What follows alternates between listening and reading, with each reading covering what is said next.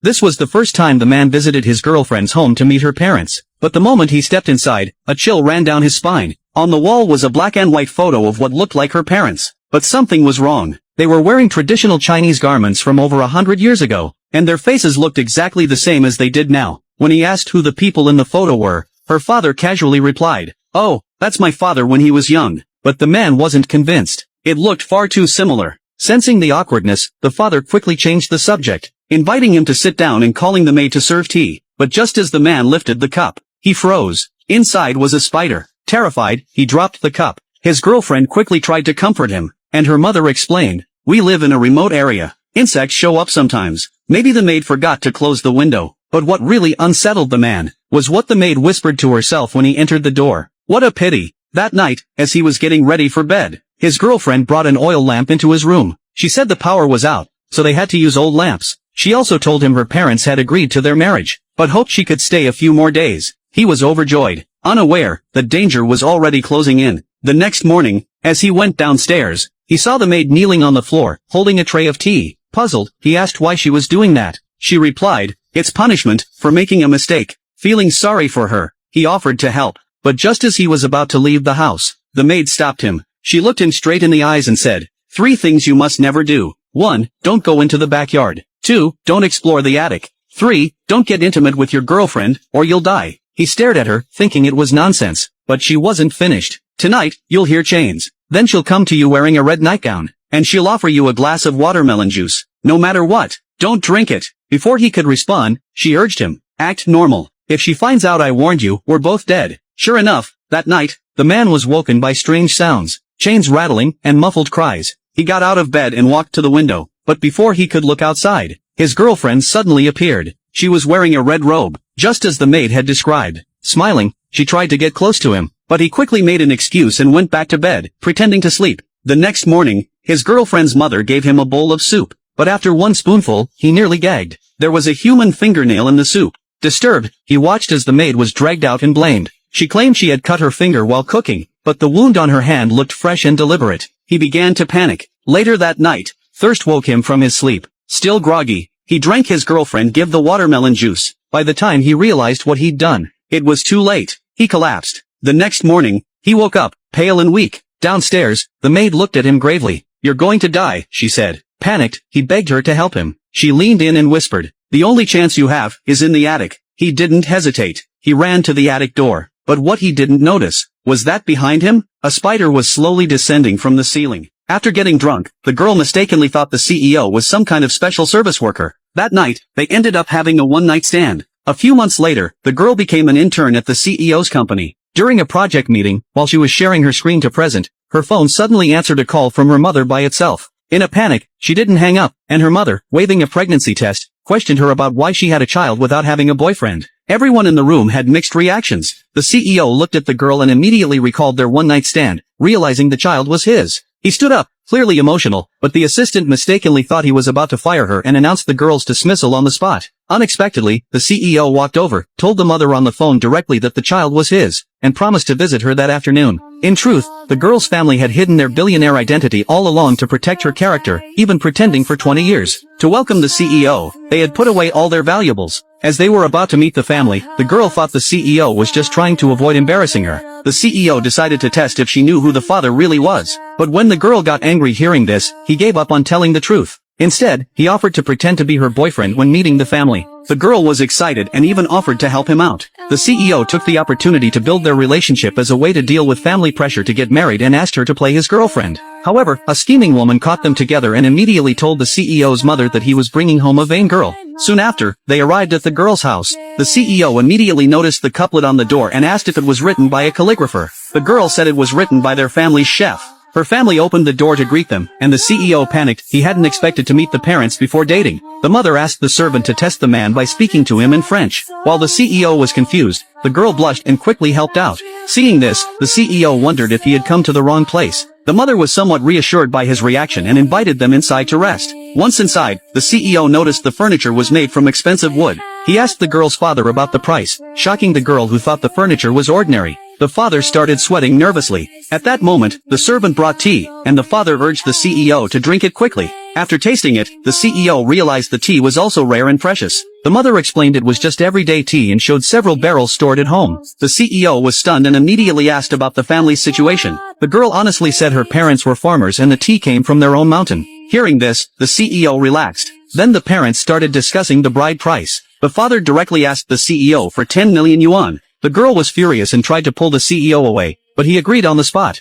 At that moment, voices of objection came from outside. The CEO's parents and the scheming woman appeared. The schemer accused the girl of shamelessly seducing the CEO. The CEO's mother was furious and threw down a bank card, threatening the girl to stay away from her son. The girl's father called her aside and began to criticize the CEO's mother, saying if it weren't for the pregnancy, the CEO's family wouldn't even be allowed inside. The CEO's father then offered to add another 300,000 yuan. The girl's mother also launched into an attack against the CEO's family. Just as the CEO's mother was about to get physical, the CEO stopped her. He thought their behavior was going too far, but the scheming woman interrupted, saying the girl was just for fun and shouldn't be taken seriously, and maybe the child wasn't even his. The CEO firmly said the child was definitely his. The man couldn't believe his eyes. The well that had been dry for years suddenly started bubbling with water. He shouted with joy. After years of drought and poor harvests, this felt like a miracle. But what he didn't know was that this change had begun the night before. A fire had broken out in a household nearby. With no water in the village, no one could stop the flames. The villagers stood helpless, watching it burn.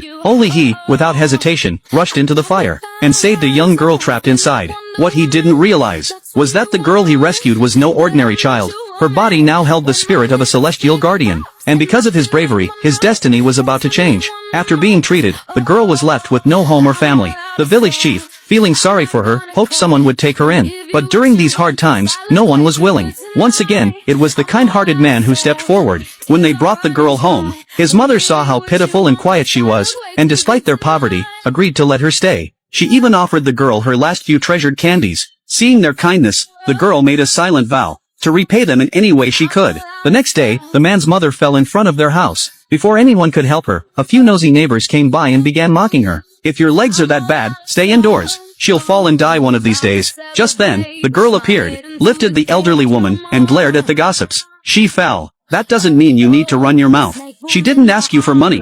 One of them snapped back. She's just a curse, a jinx to your household. At that moment, the girl lost her patience, and used a bit of her hidden power to teach them a lesson. The neighbors, humiliated, left in anger. But they didn't forget. When the girl later restored the village while using her powers, those same neighbors returned with more villagers, this time claiming the well belonged to them. They even brought a family genealogy book as proof. Surrounded by judgmental voices, the girl quietly healed the mother's legs once again, shocking everyone as the old woman stood up with ease. Then, with a small flick of her hand, she altered the forged book held by the neighbor, changing its contents without anyone noticing. When they opened the book, the villagers were stunned. It proved the well rightfully belonged to the man's family. Suddenly, the tides turned. Apologies poured in, and the aggressive neighbors were called out for their lies. But one neighbor, furious, shouted the truth. All of you came here for the same reason, water. The villagers lowered their heads in shame. The man, ever kind-hearted, offered to share the well with everyone. But the jealous neighbor scoffed, tossed a bag of money at his feet, and sneered,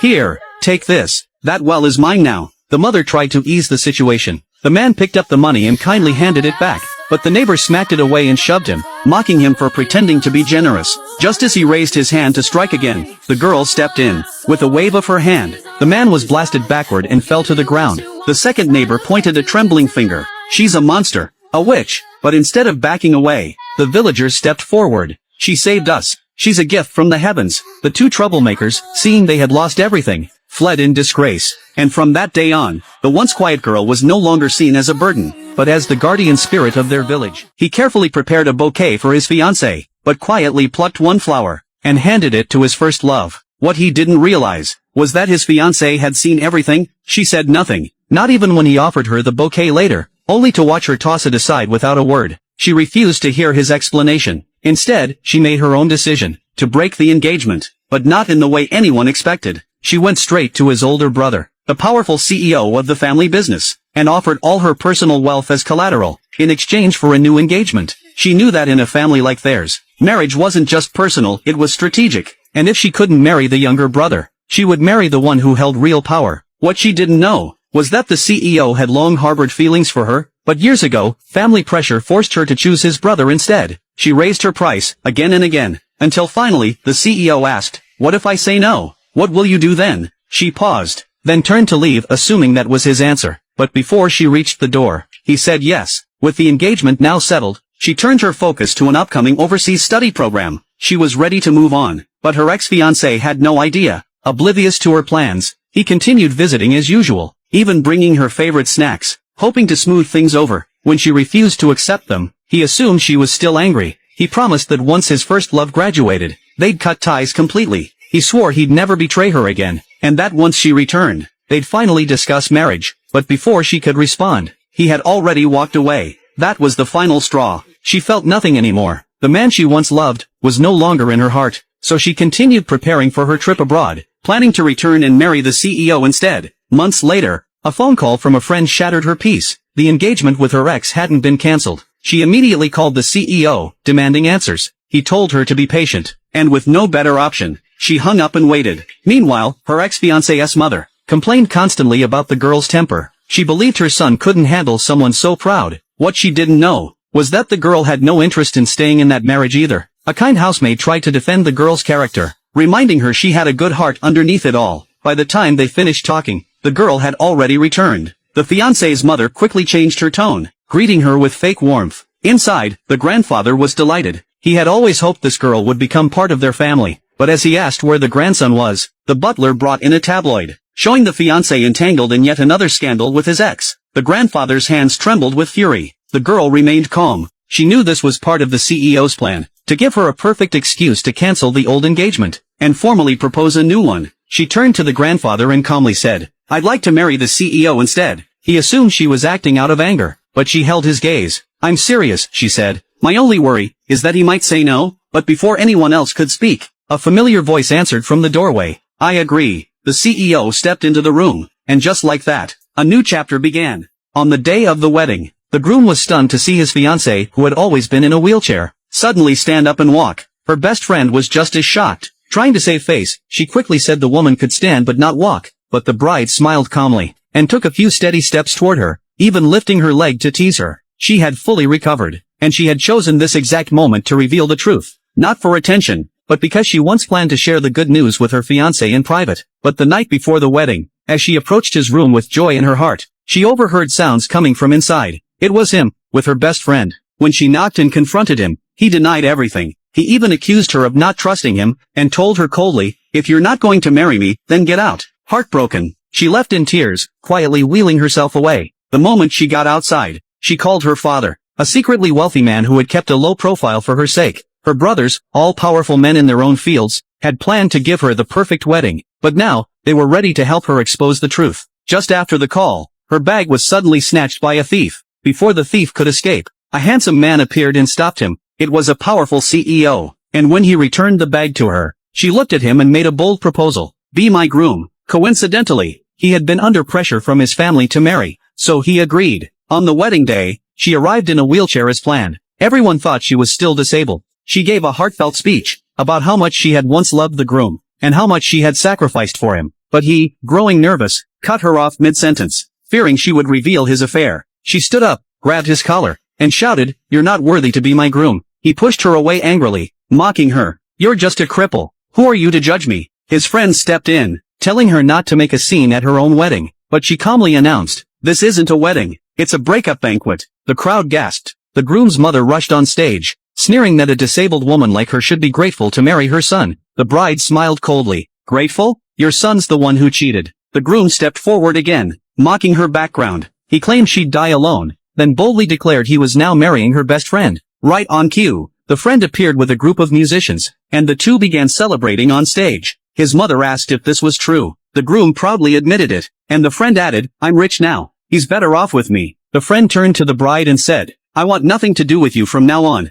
But the bride didn't flinch. She replied, "Then kneel and apologize." Furious, the friend raised her hand to slap her, only to have it caught midair by someone else. It was a former classmate. The friend scoffed. "Trying to be a hero?" "No," he said. "Just tired of watching injustice." The friend challenged the crowd. "Let's vote. Who supports her?" Only one hand went up, his. The room fell into awkward silence. Just then, the groom smugly threw out a cancellation contract, but the bride tore it in half without a second thought. The friend, now enraged, shouted for everyone to throw the bride out. That's when the doors burst open. A line of men in black suits entered. Gasps filled the hall, and behind them walked in the CEO, Calm and confident, he stepped onto the stage, held out the bride price, then got down on one knee and proposed to her in front of everyone.